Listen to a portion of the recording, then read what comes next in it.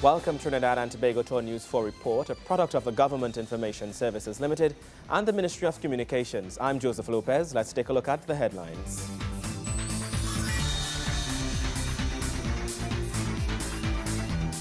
Squatters from across the country came one step closer to peace of mind.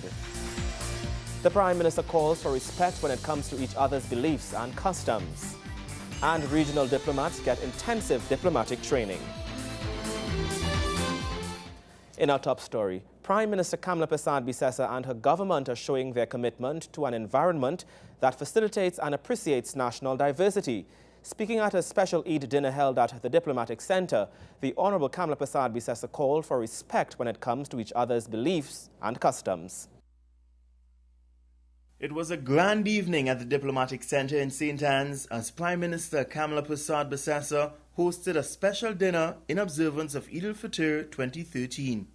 The evening saw a packed hall of members of the Muslim community, the government, and several other key figures. As many of you already understand, Eid al-Fitr is of primary importance to Muslims all over the world, and more so here in Trinidad and Tobago. The leaders of the various Muslim groups throughout Trinidad and Tobago were called upon to deliver remarks on behalf of their organizations. They each maintained the need for respect and unity and the need for introspection in some form or the other. ASJA's President General thanked the Honorable Prime Minister for the efforts and sacrifices that are made on a daily basis in maintaining the stability of Trinidad and Tobago. And when we look around and see the wonderful people, the vast array of Muslims in this society, one can only expect that an invitation from a Prime Minister can bring so many Muslims from all different shades of opinion and beliefs and practices that they can come together under one roof at least once a year to be able to enjoy it. And we thank our Honorable Prime Minister for being able to achieve this, that we are all here together. I want to ask all Muslims and also to the non-Muslim community as well to respect our Prime Minister, respect members of our government, and respect all of Trinidad and Tobago. So that's one. Two, to the Muslim leaders in this country. Sometimes we make things very difficult for our Prime Minister and our government. We are too divided. It is time that we who hold position of leaders of organizations, Jama'ah, in terms of the imams, and other people who lead in any department where Islam is at the forefront. It is time for us to get together. You know, everybody has their custom, their tradition, their different ways of doing things in their own little Jama'ah organization, etc. But at times, our country needs us to come together so that we can make it easy for the Prime Minister and for the government of Trinidad and Tobago. Prime Minister Kamla Persad-Bissessor also spoke words of peace and unity as she stated that the reduction of crime in this country was high on her government's agenda. She noted the importance of respect for the country's diversity by all citizens, especially taking into consideration the country's size on the world map. Small spot, small numbers in our population, but what we lack in geographical size or in population size, I say respectfully, we more than make up with the enormity of our hearts. Where else in this world can people so different in many ways, yet so similar, come together as one to truly embrace and celebrate each other's collective diversity? This condition of diversity is what makes us unique. It is that which characterizes us as a rainbow nation, which characterizes us as one people, a Caribbean people. Side by side we all stand. And so, side by side we stand not only as two islands of a single republic, but as a people with common goals, common ideals, dreams, aspirations for ourselves and for our children. You know, as citizens of Trinidad and Tobago, we profess and we know that here in this small but profoundly beautiful land of ours, as our anthem says, and as our brother reminded us, every creed and race must strive always to find an equal place in an environment of respect and equity. Brother Imtiaz spoke of respect. And whilst it is, as your leaders, your duly elected leaders, we thank you for saying give respect to us, we must also give respect to you.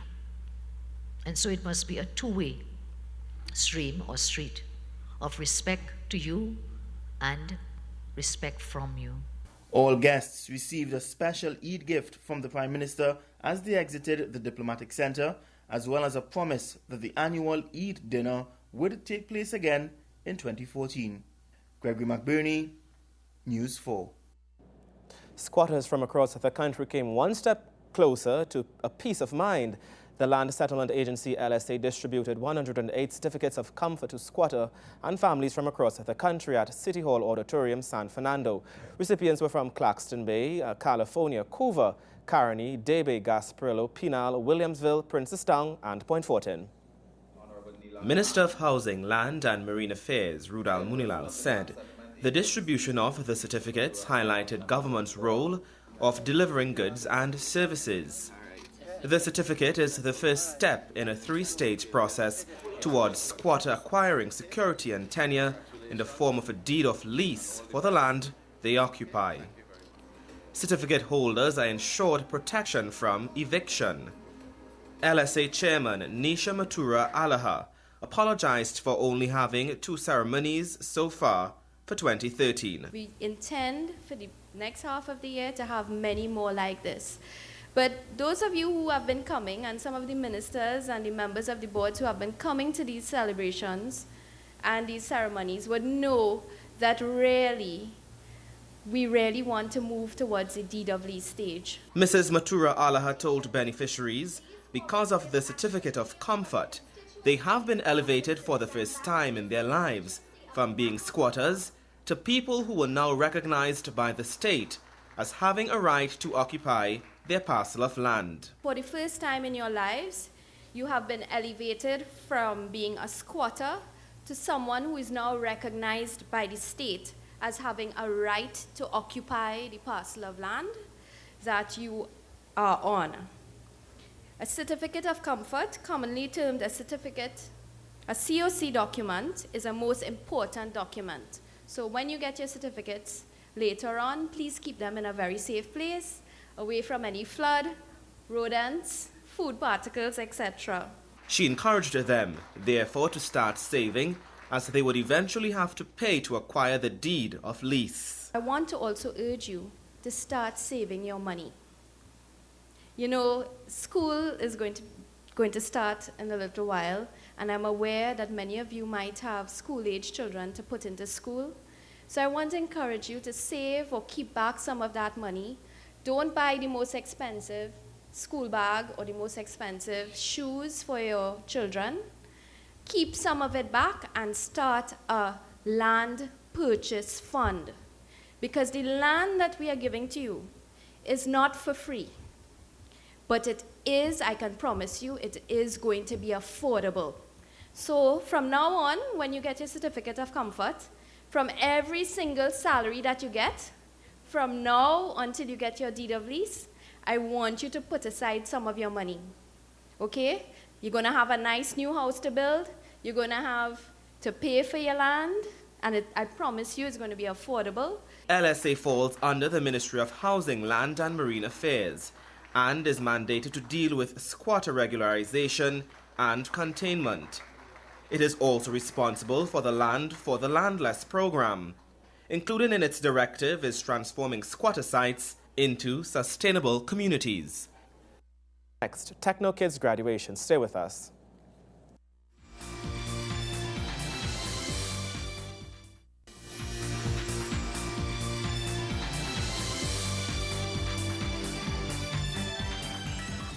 Welcome back. It was a time of reflection and celebration. This as Minister in the Ministry of Gender, Youth and Child Development and Couva North MP Ramona Ramdial recently observed Eid-ul-Fitr with the Muslim community at the Couva North Constituency Office, Old Southern Main Road in Edinburgh, Shogunas.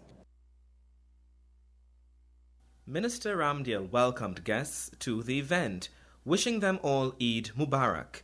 She commended the Muslim community in North Couva, who have made a name for themselves in the field of religion, commerce, culture, and education.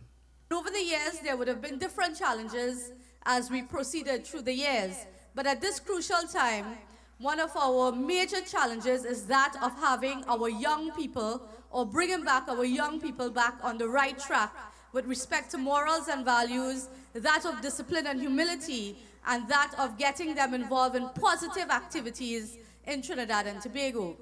And with that in mind, we need to go back to, first and foremost, our religious institutions, and then our community groups within the different areas in our country.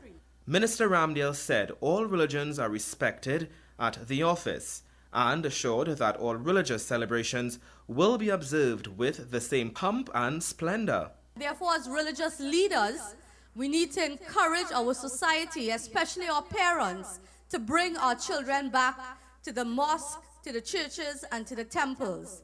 Because as a young person, I would have grown up hearing that it takes a village to raise a child. And those were the days where, as a young person or young persons within communities, there was no way that you could have veered off the road and go into the wrong track. There was always the community who looked out for our young children. And this, over the years, we have seen an absence of this over the years. And therefore, as responsible citizens, as responsible individuals, as responsible parents, and as colleagues, we need to support our religious institutions first and foremost. Chaguanas Mayor Orlando Nagesa also welcomed attendees and spoke of the importance of the month of Ramadan. He applauded the discipline of Muslim brothers and sisters who held to the strict fast during that time. As a matter of fact, one of the members of a mosque in Hoover North was on the executive where I worked, and at 3 o'clock, he vacated his position and said, "Mayor, you carry on." He had to go to the mosque to break fast. And this is what I call the discipline that we experience from the Muslim community, showing the world, showing Trinidad and Tobago, showing the constituencies what discipline means. And this is an important lesson we should learn from the month of Ramadan. Not only abstaining, but restraining ourselves from certain activities. Other activities included the reading from the Holy Book and talks on the virtues of the fast, and a month dedicated to the revelation of the Holy Book. Others spoke about love for humanity and urged everyone to express that love, even to their enemies, as their enemies lack that love to lead a good life. Education and skills training, the Honorable Fazal Karim reiterates the need for parents to embrace technology so their children can benefit from its use. He makes the call as he addresses the first ever graduates of the Techno Kids Camp, which is the first of its kind here in Trinidad and Tobago. Are you much wiser now? Do you know more now of the technology? Very nice. And you know what you will do? You will be an example to those when you go back to your classrooms. You will now be able to share with your teachers and your student friends in the classroom what you would have learned. You have now become a student teacher, a learner teacher. Proud parents all smiles as their children create history as the first to graduate from the almost month-long inaugural Techno Kids Summer Camp. The program aims to expose children aged 6 to 9 years old to various aspects of current and new technology. It is being run and organized by the National Energy Skills Center, NESC, and the Youth Training and Employment Partnership Program, YTEP. The camps are facilitated through the NESC at their Debe, Laventille, Waterloo, and Couva branches. And while Minister Karim's ministry is responsible for tertiary education and technical and vocational skills training, he believes nothing is wrong with an early investment in the teenagers and young entrepreneurs of tomorrow. I am predicting, and I may use the word prophesying, that these children are our success stories. These are our inventors, our creators, our innovators, and these are our startup businesses of the future. Ladies and gentlemen, parents, guardians, this is our future. I ask you to give our future A round of applause.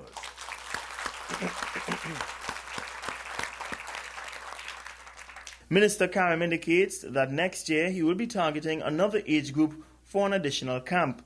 He adds, though, there are grand plans for the technology initiative.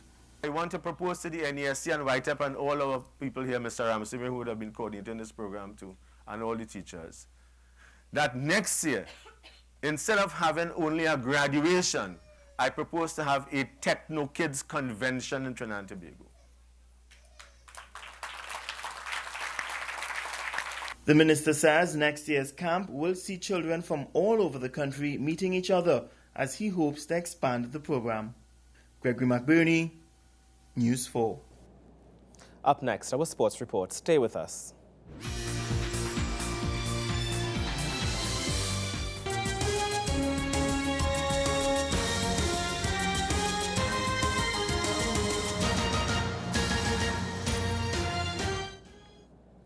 Welcome back. The Honourable Kamla Prasad Bisesa congratulated Jehu Gordon for winning the gold in the 400-metre hurdles final at the 14th IAAF World Athletics Championships at Moscow.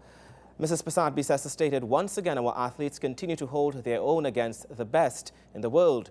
Jehu's gold medal run was not unexpected as he showed great potential in winning the semi-final event on Tuesday. Today's victory showed that despite the small size of our country, our athletes can compete with the best on the world stage. She continued, it was exactly a year ago that Kishore Walcott won our second gold medal at the Olympics. Jehu won our second gold medal at the World Championships. He is just 21 years old and has a bright future ahead of him. On behalf of the government and of the people of Trinidad and Tobago, I extend sincere congratulations to Jehu Gordon for his fine representation of Trinidad and Tobago in the athletics. Gordon won the race in a personal best of 47.69 seconds, a new national record. Well, that's it for sports. More news after the break.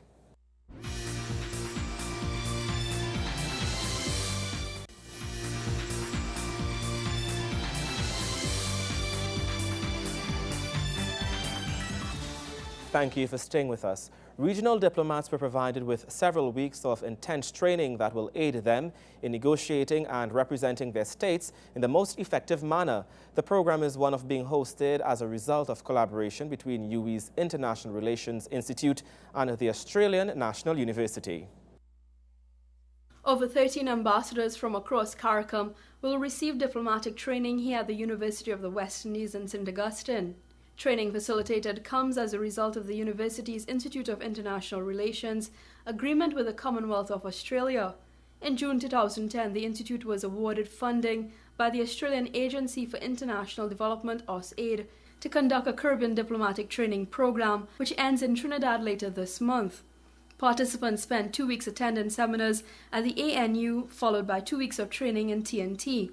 Foreign Affairs Minister Winston Ducaran, informally welcoming the diplomats to the second leg of training in Trinidad, told the participants that the training offered signified the ushering of a new kind of international relations spearheaded by the Caribbean. What you have been engaged in Australia and now here in Port of Spain is part of a change in face of diplomacy that has taken place globally.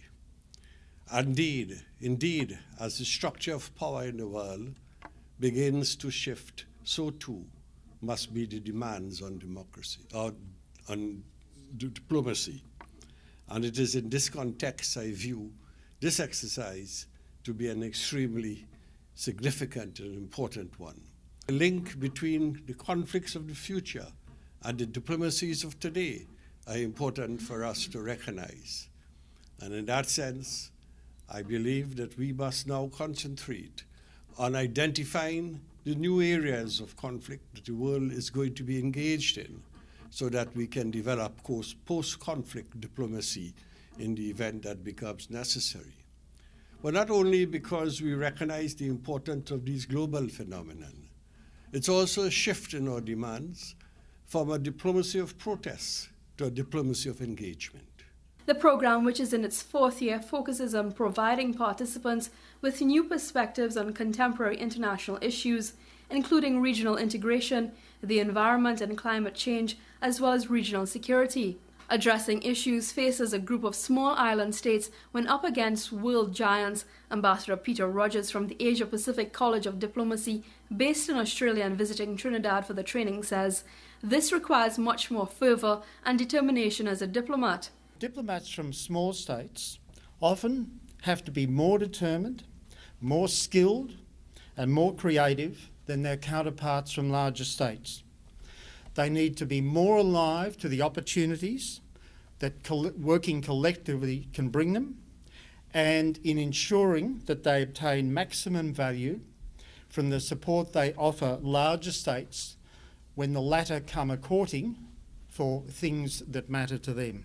This program, both through the knowledge it imparts and the practical skills it explores and practices, can play a useful part in helping Caribbean diplomats achieve something that they need to. One is the challenge of being better than the rest. The other is, in the process, hopefully, making the world a fairer place. The training comes following the 34th CARICOM Heads of Government meeting and ahead of the upcoming Small Island Development States SIDS meeting carded for Samoa next year. Kimberly Ramkalawan, News 4. And that story brings us to the end of our News 4 report, a product of the Government Information Services Limited and the Ministry of Communications. I'm Joseph Lopez. Thank you for watching.